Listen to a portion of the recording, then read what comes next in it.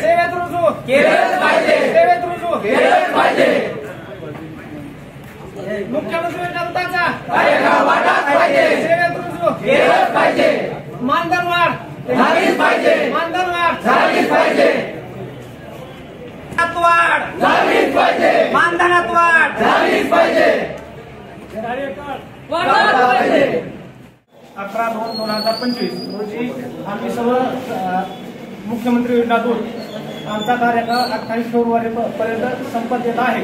तरी आम्ही व्हिडिओ साहेबांना निवेदन देत आहोत की आमचा कार्यकाळ संपत आलेला आहे, तरी पण आम्हाला आताशीच प्रशिक्षणाचा कार्यकाळ पूर्ण झाला आहे. तसेच माजी मुख्यमंत्री एकनाथ शिंदे यांनी जाहिरात क्रमांक 4.5 चा जो मुद्दा वापरला आहे त्या मुद्द्याप्रमाणे आमचा प्रशिक्षण काळ पूर्ण करून पुढील सेवेसाठी आम्हाला रुजू करून घेण्यात यावी ही नम्र विनंती. अजून कुणी आहे का? आज या पंचायत समिती कार्यालय केज या ठिकाणी आम्ही केज तालुक्यातील सर्व ग्रामपंचायतमधील या ठिकाणी मुख्यमंत्री योजना दूत मधील सर्व आम्ही या ठिकाणचे जे विद्यार्थी प्रशिक्षणार्थी आहेत यांनी आज आम्ही माननीय पंचायत समितीचे आमचे गट विकास अधिकारी यांच्याकडे आम्ही एक निवेदन दिलेलं आहे. कारण तत्कालीन मुख्यमंत्री एकनाथ शिंदे यांनी महाराष्ट्रामध्ये ज्या पद्धतीने लाडकी बहीण योजना आहे अगदी त्याच धर्तीवरती मुख्यमंत्री योजना दूत ही पण योजना चालू केली होती. त्याचा कालावधी आमचा 6 महिन्याचा दिला होता आणि त्याच्यामध्ये जे बेरोजगार असतील त्यांना यामध्ये रोजगार उपलब्ध करून दिलेला आहे. परंतु येणाऱ्या काही 28 तारखेपर्यंत आमचा हा कालावधी संपतोय आणि आम्ही प्रशिक्षणार्थी पूर्ण होतो.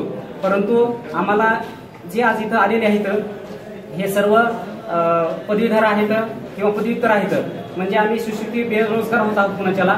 म्हणून आम्ही सरांच्या माध्यमातून आम्ही मुख्यमंत्री असतील किंवा जिल्हाधिकारी असतील किंवा राज्याचे कौशल्य विकास मंत्री असतील यांच्यापर्यंत आम्ही निवेदन देत आहोत की आम्ही 28 तारखेपासून पुन्हा बेरोजगार होत आहोत. त्याच्यामुळे आम्हाला याच्यामधला जो GR मध्ये ज्यावेळेस योजना सुरुवात केली होती त्या GR मध्ये 4.5 मधला जो मुद्दा आहे तो त्या मुद्द्यामध्ये सांगितलेला आहे की ज्या ठिकाणी या प्रशिक्षणार्थीचा जो कालावधी आहे तो कालावधी पूर्ण झाल्याच्या नंतर ज्या ठिकाणी आस्थापनेवर ज्या ठिकाणी गरज भासेल का अशा ठिकाणी जे प्रशिक्षणार्थी विद्यार्थी आहेत का त्यांना आपण या ठिकाणी तुम्ही त्यांना नियुक्ती देऊ शकता.